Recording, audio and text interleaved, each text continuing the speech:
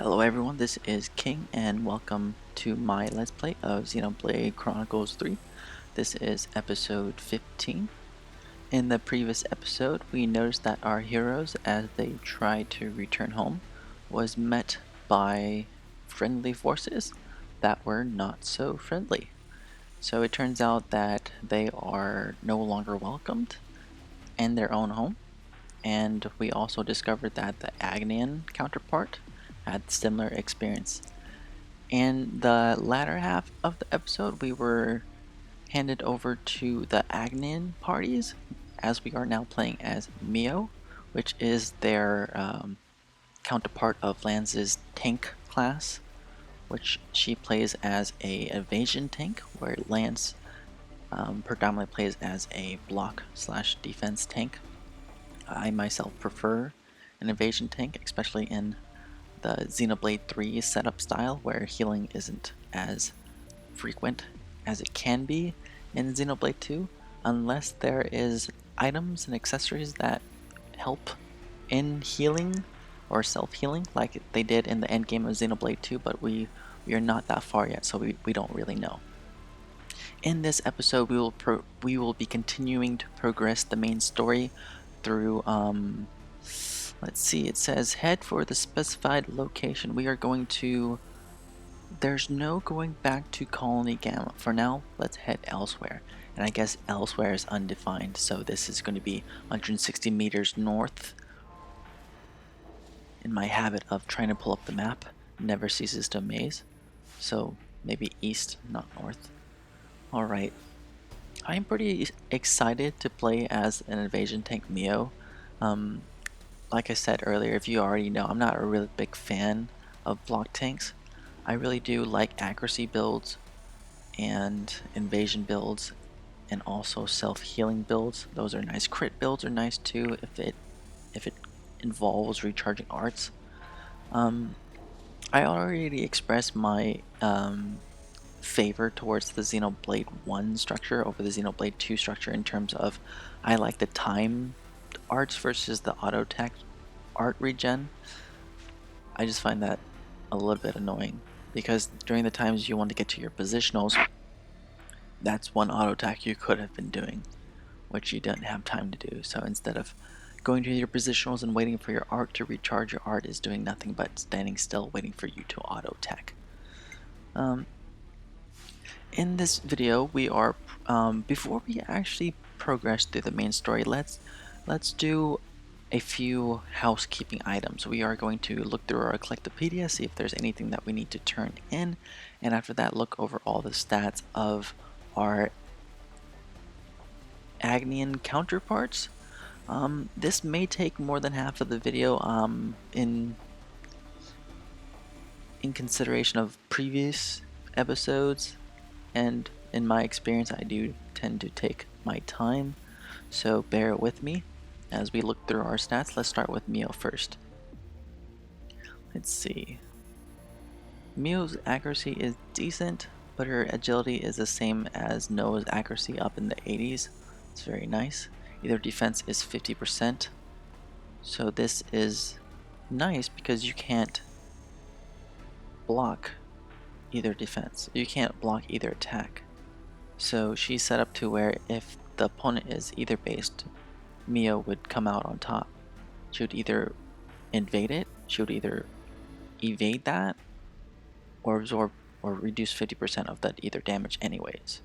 So it's going to take 50% less either damage and has a 80-point chance to dodge, which is nice. Let's look at her skills. It is very agility focused. Stormy Gale boosts agility by 15%. I'll defend you, 10% chance to prevent attack on allies within a fixed radius. That's nice, 10% chance to prevent attacks on allies. Could have used that a long time ago.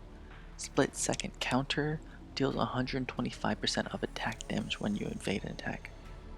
What? Deals split second count. Oh, so she counters when she invades? What? That's broken. That is broken. Boost either defense by 12%.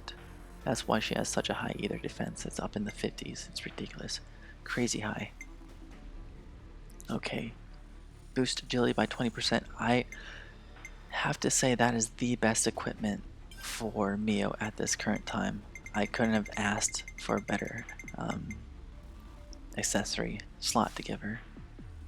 I won't be changing that. As for her arts, I don't have access to it. But can I click on her build info? Yes. I can't review her arts, which is unfortunate. We know she has Butterfly Blade, Air Fang, Wide Slash, and Gemini Strike, which we can't really look at the stats right now. We can't look at any of the Agnian stats. What? Okay. Well, what do you have equipped, Tyon? Well, let's take this in order. Let's go from skills and then accessories. Tyon, let's just see. Just by looking at his stats, he has low HP, high attack, up in the 80s. He's a healer, so he has strangely high attack for a healer. That's interesting. But 81 healing power. Compared to... who is it? That high Entia chick? I must have something against her. I forget her name, I forget everything regarding her, I forget to review her arts. Poor... what's her face? I'm being serious, I forgot her name. Let's see. This guy is really well balanced. He has a high healing power, high attack. His class skills ethereal ability, boost damage dealt by ether arts by 35%. So ether based attacker. Adds 70% chance to attack. Adds 70% chance for attack to be unblockable, which is nice.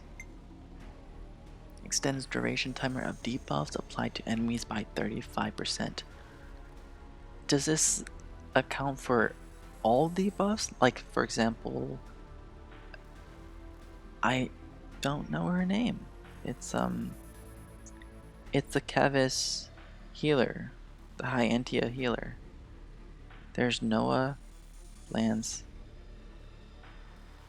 Uni. Does that account for Uni's accuracy down debuff? Jesus, there's something wrong with me. I have a mental, like a deep mental thing against Uni or something. I personally like Uni. I just don't know why I can't remember anything about her.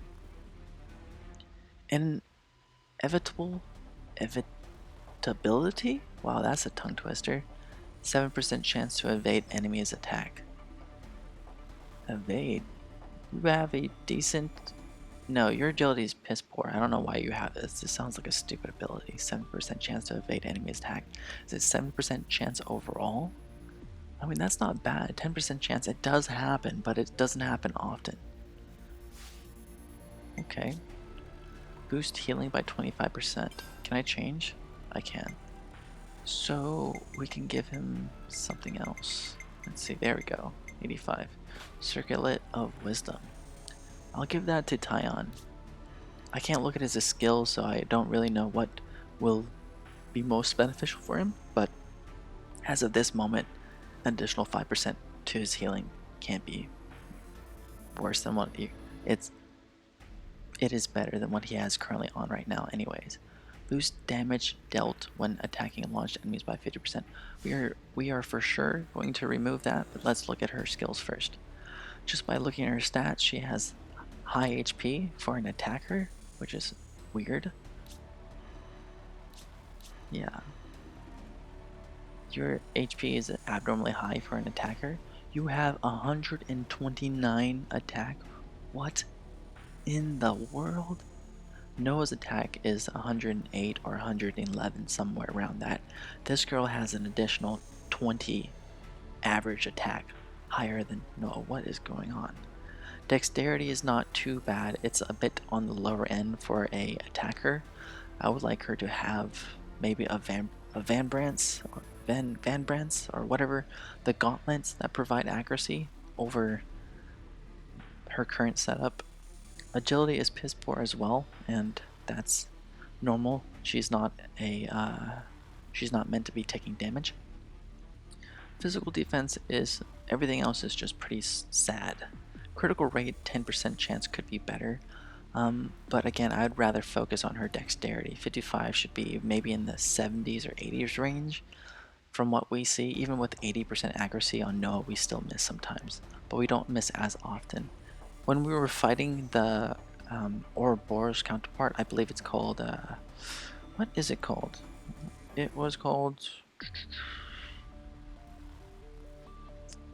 Mobius. So when we were fighting the Mobius in the previous, I believe it was the last episode, I had the party attack damage turned off, but when we had the Agnian troops as our guest, we couldn't help but see their damage as well, and I couldn't help but notice a lot of misses.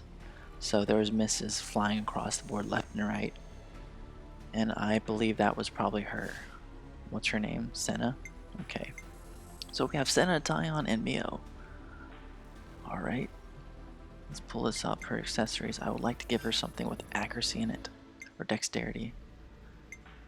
Let's see, can we give you something with dexterity? We got 66. Which is not bad, but it's still pretty bad. I'd rather take that, honestly. Whatever I can get at this moment. Alright. Right, we did some housekeeping. We looked at their arts and accessories. I did say in the previous video I wanted to check out the Collectopaedia. So let's see if we have anything to turn in. Luckily enough, we do, and we can still turn in Collectopaedia items from Calling 9 even though we are on the Agnian side. So for Kevis Collectopaedias, we can still turn that in. That's nice. That's good to hear. But it looks like we are getting Kevis affinity, I believe. I don't know what the Agnian symbol is. Should show me, right? I should see it somewhere. If I just look around. I'm not seeing it. Maybe it's on the map. Nope. Not seeing that either. I'm sure I'll see it later. Maybe it's on their clothing. Yes, it's on his clothing. You can see on Titan's breast pocket. Huh. I don't think it is. Let's see. We can turn this in, so let's check that out. No, it's not. This is the symbol for Kevis. So we get Kevis affinity, or flame clock points. Looks like we're all done. We have a lot to turn in for you, Trish. We got it all as requested. Here we go. Let's see. There we go. I had a mini freak out. I looked at my capture window and I saw that my mic was turned off, and I thought I was talking to myself for this entire time, but no, my mic was in fact on. So that brought a bit of a relief, or a sense of relief, as I realized, you know, I did not have to re-record, so that is very fortunate. Let's see. More Kevis affinity points. See, do we have anything else to turn in? Nope, we do not.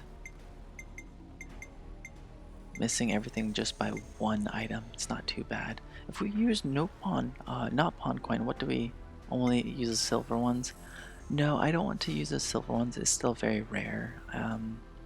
I'll wait until later. Now, Mio, Tyon, and Senna are all rank 8, but they're only level 13, which is good. I think. Not entirely sure. Let's save real quick. We have to keep track of our progress. We're still in chapter 1, so that hasn't changed. Let's do a quick pass down the item list so we don't have to get that notification of new items. There we go. Systems. Training, we can just go down the line here. I'm not going to read through them because I read through them as they come.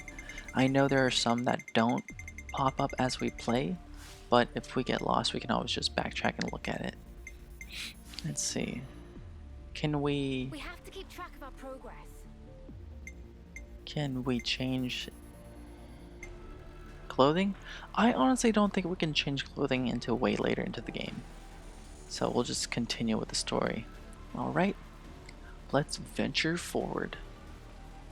And as I predicted, that was a good chunk of the episode, but don't you worry, we are staying true. We need to get some distance or they'll find us. Roger. We are staying true to my style, and that's good to know. Even as a new Let's Player or content creator, I am still at least able to provide consistent experience with somewhat improvements, so it makes me a little happy, or it makes me happier that, you know, I'm not constantly messing up. But again, as like I said earlier, as our tenureship progresses, I will be able to at least provide a better experience. But in this current, with all things considered, I feel like I am doing quite well. All right, let's go. Next cutscene.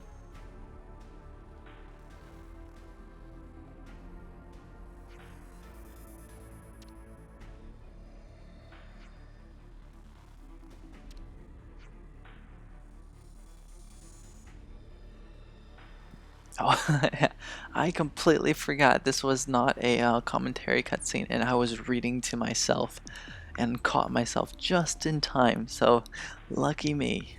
Alright, you're the ones that raided the colony. I ain't letting you get away. We got a spear user. Oh, someone having real bad mood. But why? It's like nobody recognizes us. As of this moment, the point is moot. Clearly, we ought to prioritize our physical safety. But, Cena, come on. You don't want to get yourself slaughtered by our allies, do you? I don't get it at all. But we can't go back to our colony Gamma with things like this. Tyon, is there somewhere we can hide out? I suppose where we bade farewell to our new friends might do. Understood. Let's try to slow him down at most. Exactly my thoughts.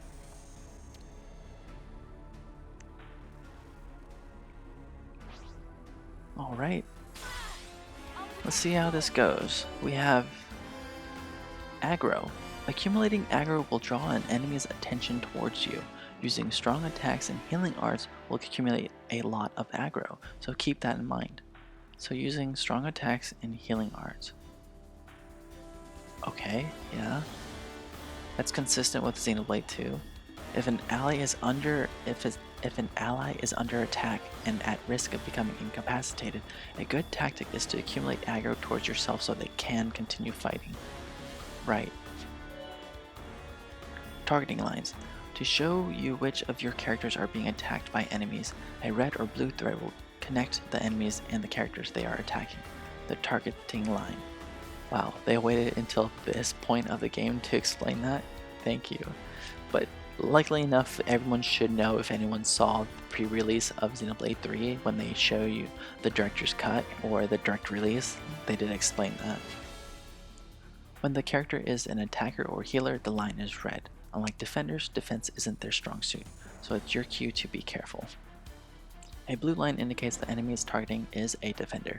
Defenders specialize in taking enemies' attention and attacks, so they should do just fine in this situation. Nice. You got it. Arts recharge differences. Classes from Kevis and Agnes recharges their arts gauges in different ways, right? Art recharge differences. Kevis's class's art gauge fill over time, which is preferable in my opinion. Agnian class's art gauge fill by auto attacking.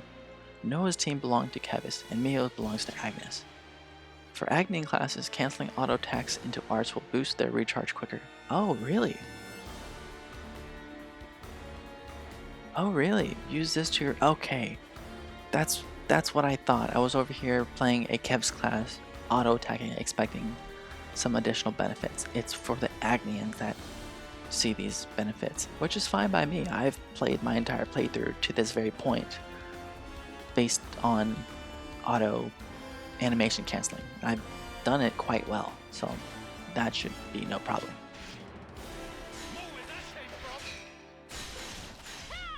For Mia, does she have more than one auto attack? She does. She does twice. So it's 1, 2.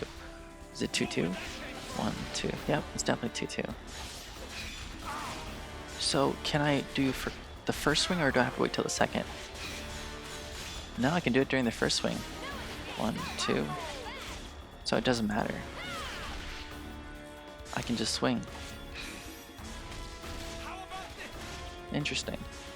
That's nothing like Xenoblade 2. In Xenoblade 2, it would have to be the end of the auto attack combo. I don't know if that makes sense. Like, for example, if a in Xenoblade 2, if a character's auto chain is a 2, 1, 2, or for example, okay, let's go back to Noah. So in Noah's case, his auto attack is a 1, 1, 1. So he does one hit, one hit, one hit, and then he repeats.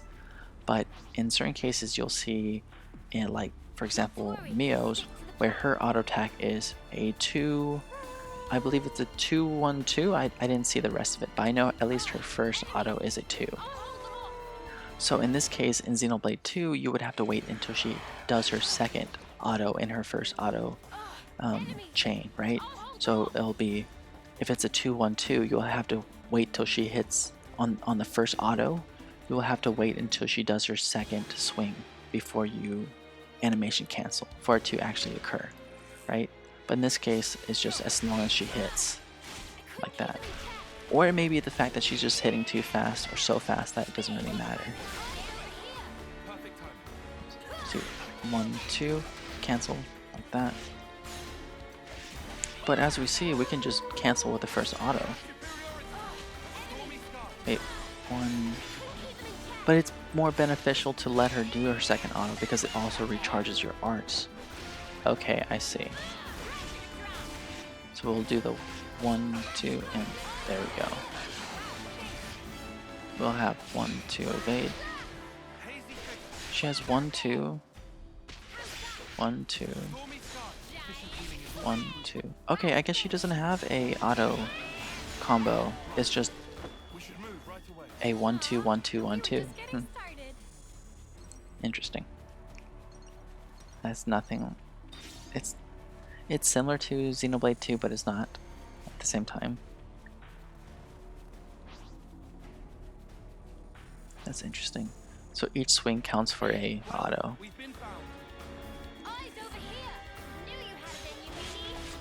There we go. 1. Just looking at. There we go. I'm gonna focus. Do we have AoEs? I don't have an AoE. Oh, and he has a field skill. Nice. Can I get invasion up over here, guys? Come on. Let's see. 1, 2. Done. 2, and there we go. Nice. Okay, let's see. We're gonna do this full 1, 2. There we go. Nice.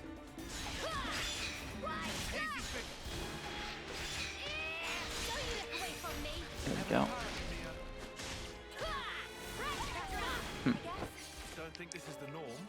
I think it's going well. I've done it correctly so far. Whenever I used one of her arts, it didn't fill it up. Maybe I didn't cancel. Maybe it didn't register for the animation cancel. That's all I can really think of, really. Okay, we have done a lot of talking, but have we missed anything? I feel like we have missed something. Let's see. Nope, seems like we have done a decent amount of exploration. I don't think we should be going... I think we're going the right way, right? Yes, 346 meters. 346 meters. We are approaching the end of the episode, so I just want to make sure I'll wrap it up real quick. There is a elite monster, elite mob, quad wing over there. I'm not gonna fight that. I'm going to do as much exploration as I can with the little free time I have left without getting aggroed. That would be ideal. Let's see, there's another unique monster over here. Come here. It's a Wolf. Lesser Wolf. It's the same thing we were dealing with last time. I'm not going to mess with that though. Probably just gonna run around. There's a unique monster over there, and that's another Wolf. We'll probably mess with that in the next episode. I just want to continue the exploration for now in this episode. We've done a lot of housekeeping in the beginning of the episode. We did some talking about classes and auto attacks and auto cancellations that I kind of just want to keep the rest of this video to exploration.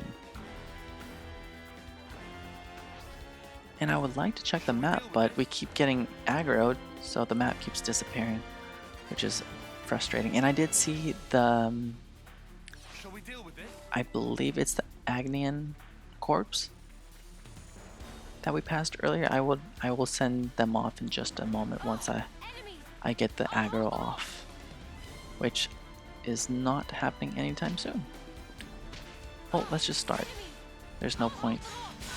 I think I can take them. Okay. Let's go. Oh, oh, that's not good. We snagged them. Yeah, we're leaving. Come on. Please just run. Just run away. Thank you.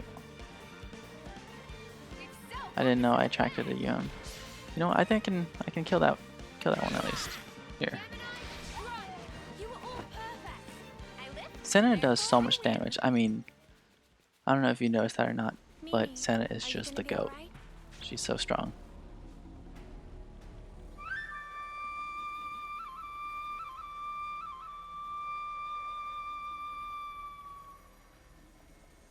Shall we deal with this? Yeah, they weren't kidding when they said it was a Wolf Slayer. I keep getting aggroed by Wolves. Nothing but Wolves. Here we go. Being a tank is not as easy as being a healer or attacker so far. That's my opinion.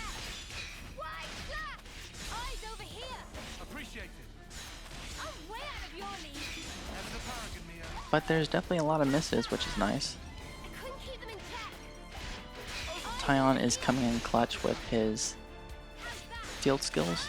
That invasion fuss is nice.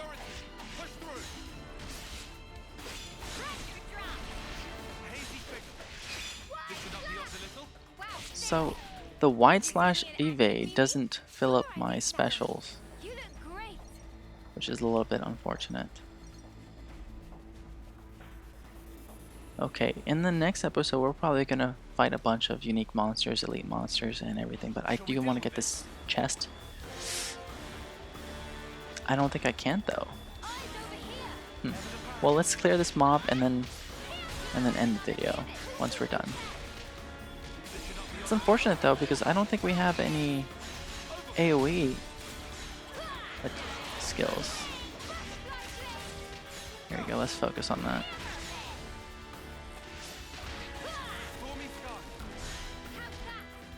Do they have positionals? Does Senna or Tina have positionals? I don't know. There's a lot of misses though. Very nice.